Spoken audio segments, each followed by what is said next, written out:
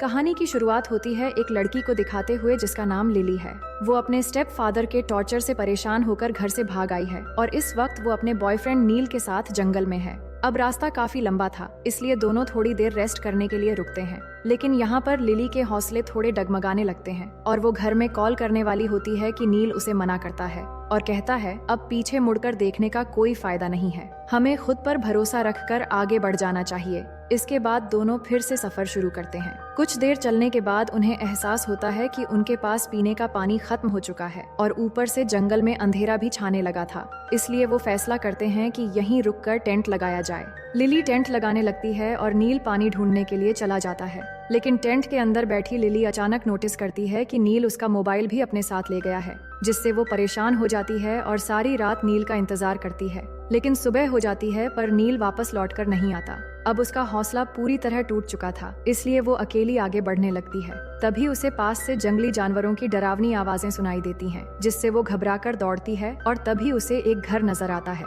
वो भागकर उसी की तरफ जाती है और दरवाजा नॉक करती है। थोड़ी देर में एक आदमी आकर दरवाजा खोलता है जिसका नाम ईवन है और वो लिली को अंदर आने देता है। लिली उससे रिक्वेस्ट करती है, मुझे एक कॉल करना है तो क्या मैं आपका फोन यूज कर सकती हूँ? मगर ईवन ऐसे बिहेव करता है जैसे कि वो पहले से ही लिली को जानता है। वो कहता है पहले शावर लेकर फ्रेश हो जाओ, फिर कॉल कर लेना, और फिर उसे पीने के लिए पानी भी ला कर देता है। ये देखकर लिली को कुछ अजीब लगता है और वो थैंक यू कहकर जाने लगती है। लेकिन ईवन उसका रास्ता रोक लेता है और फिर जबरदस्ती उसे अंदर ले आता है। फिर अचानक अपना लहजा बदलकर माफी मांगते हुए कहता है कि बाहर जानवरों का खतरा हो सकता है, इसलिए तुम यहाँ पर सेफ हो। लिली को समझ आने लगता है कि शायद इस आदमी का इरादा ठीक नहीं है। वो डर जाती है और दोबारा बाहर निकलने की कोशिश करती है, मगर ईवन उसे डांट कर जबरदस्ती एक कमरे में बंद कर देता है। लिली चिल्लाती है पर वो कोई जवाब नहीं देता। फिर अंदर जाते ही वो देखती है कि दीवारों पर मिसिंग लोगों की कई सारी अखबार की कटिंग्स और फोटोज लगी हुई हैं। ये देखकर वो घबराने लगती है कि शायद ये कोई मर्डरर है।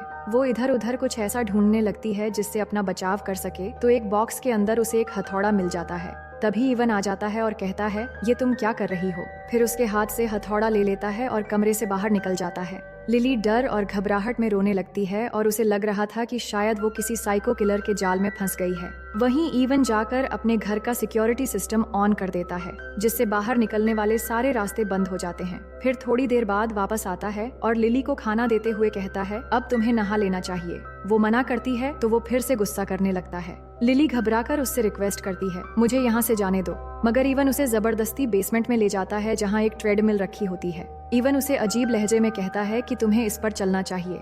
लिली को कुछ समझ नहीं आता कि वो चाहता क्या है, फिर भी डर के मारे कहती है कि ठीक है, मुझे अकेला छोड़ दो। ये सुनकर ईवन बिना कुछ कहे चला जाता है और बाहर जाकर गेट को अच्छे से लॉक कर देता है। फिर अगले दिन सुबह ईवन को हम अखबार पढ़ते हुए देखते हैं, जहाँ नील और लिली के मिसिंग होने की न्यूज छपी हुई थी। तभी लिली आवाज लगाती है तो वो कमरे में जाता है। इस बार भी लिली उससे रिक्वेस्ट करती है मुझे छोड़ दो, मगर ईवन कहता है तुम्हें जीतने के लिए ट्रेनिंग करनी होगी और मैं तुम्हारे लिए हमेशा अच्छा ही सोचता हूँ। लेकिन वो ये नहीं बताता कि किस चीज के लिए ट्रेनिंग करनी है।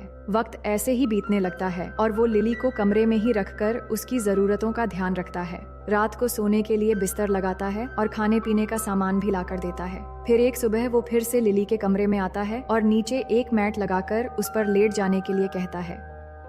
लिली डर जाती है, उसे लग रहा था कि शायद वो कुछ गलत करने वाला है, पर ईवन कहता है तुम्हें एक्सरसाइज करनी होगी। शुरुआत में लिली हिचकिचाती है, लेकिन डर की वजह से उसकी बात मान लेती है। उस दौरान लिली को अपने स्टेप फादर की टॉर्चर याद आती है, जो हर वक्त उसे परेशान करता था। तभी गुस्से में वो ईवन को जोर से लात मार देती है। लेकिन हैरानी की बात ये थी कि ईवन गुस्से में कुछ नहीं करता, बल्कि उसे अकेला छोड़ देता है। लिली को अभी तक कुछ भी समझ नहीं आ रहा होता कि ये पागल आदमी आखिर चाहता क्या है। थोड़ी देर बाद वो फिर से आता है और शर्त रखता है कि खाना तभी मिलेगा जब लिली एक्सरसाइज पूरी करेगी। भूखी प्यासी लिली आखिर उसकी बात मानती है और वही करने लगती है जो ईवन कहता है। अब धीरे धीरे लिली को एहसास होने लगता है कि ईवन एकदम पागल है, लेकिन अपनी बात पर अड़ा रहने वाला इंसान है। थोड़ी देर बाद खाना रेडी करके वो उसे डाइनिंग रूम में ले जाता है और अच्छे से बर्ताव करते हुए उसे अचानक कैथरीन कहकर बुलाने लगता है। लिली खामोश रहकर सब बर्दाश्त करती है और खाना शुरू करने से पहले प्रे करते वक्त वो चुपके से चारों तरफ देखती है ताकि किसी तरह भाग सके। एक मौके पर वो चाकू लेने का सोचती है, पर तभी एवन उसका चाकू लेकर खाना छोटे छोटे टुकड़ों में काट कर उसके आगे रख देता है और फिर ऐसे बर्ताव करता है जैसे कुछ हुआ ही ना हो। अब लिली उसकी अजीब बर्ताव से पूरी तरह इरिटेट हो चुकी थी और वो गुस्से में आकर एक बोल तोड़ देती है। इससे इवन गुस्सा हो जाता है और उसे तुरंत बेसमेंट में जाने के लिए कहता है। कुछ देर बाद इवन दोबारा लिली के पास आता है और कहता है कि वो स्पोर्ट्स वेयर पहन लो जो मैंने दिया था। फिर वो ट्रेडमिल सेट करता है और लिली को उस पर चलने के लिए कहता है। वो भी उसकी बात मानती है, नहीं तो वो गुस्सा होकर अजीब हरकतें करने लगेगा। थोड़ी देर बाद इवन का भाई उससे मिलने आता है ताकि उसे चेक करे कि वो कैसा है। इवन खुश होकर अपने भाई को बताता है कि कैथरीन वापस आ गई है और अब नीचे एक्सरसाइज कर रही है। इस पर उसका भाई परेशान होता है और उसे यकीन होता है कि इवन का पागलपन अब ज्यादा बढ़ गया है, क्योंकि वो जानता था कि कैथरीन बहुत पहले अपने पापा को छोड़कर जा चुकी थी। फिर वो जाते समय इवन को समझाता है कि किसी अच्छे डॉक्टर से अपना इलाज करवाए। ये बात इवन को बहुत बुरी लगती है क्योंकि वो समझता है कि वो बिल्कुल ठीक है। और यहाँ हमें ये पता चलता है कि इवन को डिल्यूजनल डिसऑर्डर की बीमारी है, जिसमें इंसान ऐसी चीजों को सच मानता है जिनका हकीकत से कोई मेल नहीं होता। इस बात को लेकर दोनों में थोड़ी बहस होती है तो उसका भाई नाराज होकर वहाँ से चला जाता है। थोड़ी देर बाद इवन दोबारा बेसमेंट में जाकर लिली से मिलता है और बताता है कि उसका भाई उससे मिलने आया था। ये सुनकर लिली हेल्प के लिए चिल्लाती है पर कोई फायदा नहीं होता। अब लिली फैसला करती है कि वो बिल्कुल इवन की बेटी कैथरीन की तरह बर्ताव करेगी ताकि वो सेफ रहे और मौका मिलते ही भागने का रास्ता ढूंढ सके। इसके बाद इवन उसे शावर लेकर फ्रेश होने के लिए कहता है तो लिली वैसा ही करती है और इवन उसके लिए बेड ठीक कर रहा होता है। इवन अब अपनी बीमारी में इतना खो चुका होता है कि उसे पूरा यकीन था कि लिली ही उसकी बेटी कैथरीन है। लिली बहुत मजबूर होती है, इसलिए फैसला करती है कि वो उसके झूठ को जारी रखेगी और उसके कहने पर कैथरीन के कपड़े पहनने पर भी मान जाती है और उसे पापा कहकर भी बुलाती है। अब कुछ देर बाद लिली को एक पिक्चर मिलती है जिसमें कैथरीन अपने पेरेंट्स के साथ होती है। फिर उसे एक बॉक्स में कैथरीन की डायरी भी मिल जाती है जो पढ़कर उसे कैथरीन के बारे में सब कुछ पता चल सकता है। लेकिन फिर वो बेडरूम से बाहर निकल आती है और चुपके से भागने की कोशिश करती है, पर इवन उसे देख लेता है और पूछता है तुम कहाँ जा रही हो? तो लिली कहती है कि मैं सोच रही थी आपके साथ खाना बनाने में मदद करूं। ये सुनकर इवन उसे खुशी से किचन में आने के लिए कहता है और लिली को फिर से उसके झूठ में शामिल होने पर मजबूर होना पड़ता है। लेकिन फिर वो रूम में जाने का बहाना करके किचन से निकलती है और दोबारा भागने की कोशिश करती है, लेकिन इस बार भी वो नाकाम हो जाती है। वो जब भी भागने की कोशिश करती है तो इवन कैसे भी करके उसके सामने पड़ जाता है। इसलिए अब लिली फैसला करती है कि वो कैथरीन की डायरी पढ़ेगी, क्योंकि कैथरीन के बारे में जानना उसके लिए बहुत जरूरी है। वो डायरी पढ़ना शुरू करती है और उसे पता चलता है कि इवन बहुत ही ज्यादा स्ट्रिक्ट और डरपोक इंसान था, जो मामूली सी गलतियों पर भी कैथरीन के लिए सेंसिटिव हो जाता था। इसके अलावा वो हमेशा उससे जबरदस्ती प्रैक्टिस करवाता था ताकि वो स्पोर्ट्स में चैंपियन बन सके। पर ये बात उसकी मॉम को बिल्कुल भी पसंद नहीं आती थी और वो हमेशा इवन को समझाती कि बेटियों के साथ जितना हो सके प्यार से पेश आना चाहिए। पर इवन शुरू से ही अपने फैसलों पर अड़ा रहने वाला इंसान था, जिस वजह से उनके बीच हमेशा बहस होती थी। लिली आगे पढ़ती है तो पता चलता है कि जब कैथरीन को पहली बार पीरियड्स आए थे तो उस कंडीशन में इवन ने कैथरीन की हर बात मानी थी, क्योंकि वो इस चीज को बिल्कुल नहीं समझता था। ये जानकर लिली को एक आइडिया आता है और इवन कमरे में आते ही वो बताती है कि उसके पीरियड्स शुरू हो गए हैं और उसे तुरंत पैड की जरूरत है। इवन इसको सच समझ लेता है और घर से निकलने से पहले वो कहता है कि उसके आने से पहले वो बेसमेंट में रहे ताकि अकेले घर में वो सुरक्षित रहे। लिली ऐसा ही करती है और डायरी लेकर बेसमेंट में चली जाती है। वहाँ जाकर डायरी आगे पढ़ती है, लेकिन कुछ देर बाद अचानक उसे इवन वापस आता हुआ सुनाई देता है तो वो पानी का यूज करके ऐसा दिखाती है जैसे वो एक्सरसाइज कर रही थी। वहीं इवन अपने गैराज में गाड़ी पार्क कर रहा होता है। तभी अचानक नील आकर उससे पूछता है कि वो अपनी गर्लफ्रेंड को ढूंढ रहा है जो कुछ दिनों से लापता है और उसे लिली की फोटो भी दिखाता है। अब इवन जो कि डिल्यूजन का शिकार होता है वो लिली की पिक्चर देखकर नील पर भड़क जाता है कि अभी यहाँ से चले जाओ, नहीं तो मैं पुलिस को कॉल कर दूंगा कि तुम मेरी प्रॉपर्टी में घुस आए हो। नील को ये कोई साइको आदमी लगता है और वो चला जाता है। इसके बाद इवन लिली का सामान लेकर जाता है और कहता है टेंशन लेने की कोई बात नहीं, मैंने डॉक्टर से भी बात की है। लिली कमरे में जाना चाहती थी पर वो उसे अपनी हाइट चेक करने के लिए कहता है। लिली एक पल के लिए डर जाती है क्योंकि उसकी हाइट कैथरीन से छोटी होती है, लेकिन वो होशियारी से तुरंत एड़ियों पर खड़ी हो जाती है ताकि खुद को लंबा दिखा सके। इसके बाद इवन उसे स्किपिंग रोप एक्सरसाइज करने के लिए कहता है,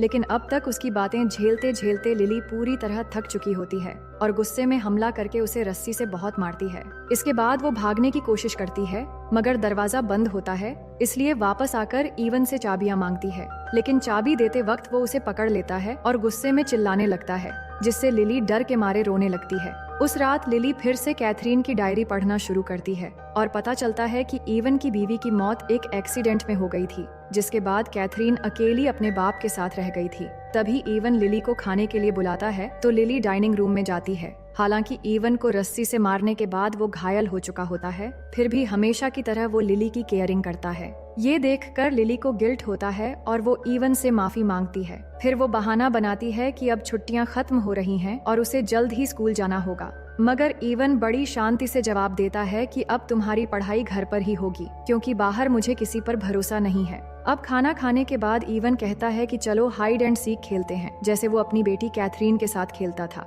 लिली भी खेल में उसका साथ देती है, पर उस दौरान वो गिरकर चोट लगने का बहाना करती है ताकि उसे पूरी डायरी पढ़ने का वक्त मिले, क्योंकि अब कैथरीन और इवन के बारे में जानना उसके लिए जरूरी हो गया था। उस दौरान अचानक अर्थक्वेक शुरू हो जाता है तो इवन तुरंत आकर लिली को बाहर सुरक्षित जगह पर ले जाता है। फिर अर्थक्वेक खत्म होने के बाद घर वापस आकर दोनों सफाई करने लगते हैं। इस दौरान लिली को एक फोटो मिलता है जिसमें इवन एक रेसिंग कंपटीशन में विनर हुआ था। इवन उसे बताता है कि उसकी सबसे बड़ी ख्वाहिश है कि उसकी बेटी भी उसी की तरह ट्रैक एथलीट बने। फिर अगले दिन बैकयार्ड में इवन लिली को रनिंग प्रैक्टिस करने के लिए कहता है। लिली पहले तो उसकी बात मानती है और मौका मिलते ही भागने की कोशिश करती है, लेकिन मेन गेट जंजीरों से बंद था जिसे वो तोड़ने की कोशिश करती है, पर तब तक इवन आकर उसे पकड़ लेता है, जिस दौरान लिली के पैर में मोच आ जाती है और वो भागने में नाकाम हो जाती है। अब चोट लगने की वजह से वो भागने का इरादा कुछ वक्त के लिए छोड़ देती है और इवन एक अच्छे पिता की तरह लिली का अच्छे से ख्याल रखता है। लेकिन लिली मन बना लेती है कि जल्दी से ठीक होकर वो खुद को तेज भागने के लिए ट्रेन करेगी।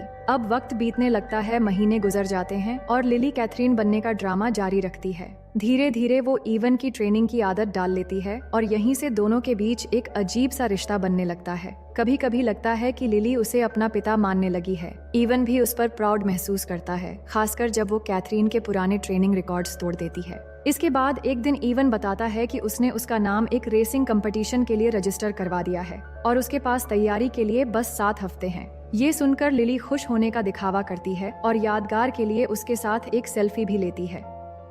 उसी रात जब लिली सो रही होती है तो इवन उसके पास आता है और कैथरीन की मॉम की मौत के लिए माफी मांगने लगता है। तभी सच्चाई सामने आती है कि कैथरीन अपनी मॉम की मौत का जिम्मेदार इवन को मानती थी और इसी वजह से वो इवन को छोड़कर चली गई थी। अगले दिन सुबह लिली दोबारा भागने की कोशिश करती है, पर इवन उसे देख लेता है और कहता है कि आज तुम्हें आराम करना चाहिए। इसके बाद उसे एक गिफ्ट देकर बताता है कि आज तुम्हारा जन्मदिन है, इसलिए तुम घर पर ही रहो और मैं केक लेकर आता हूँ। लिली जब कमरे में जाकर गिफ्ट खोलती है तो उसे एक फोन मिलता है। वो तुरंत उसमें अपने बॉयफ्रेंड का नंबर सेव कर लेती है। अब इवन केक लाने के लिए निकल गया था, जिससे लिली को मौका मिल जाता है और वो घर से निकल जाती है। कुछ देर बाद इवन जब वापस आता है तब उसकी आंखों के सामने उसकी असली बेटी कैथरीन खड़ी होती है, जो कई सालों बाद अपने पापा से मिलने आई थी। लेकिन इवन अपनी बीमारी की वजह से कैथरीन और लिली के बीच फर्क नहीं कर पाता। वो उसे जन्मदिन की खरीदी हुई चीजें पकड़ाता है और घर के अंदर ले जाता है। कैथरीन हैरान हो रही थी क्योंकि इतने वक्त बाद उसके पापा उसे देखकर गले लगाने के बजाय अजीब तरह से बर्ताव कर रहे हैं।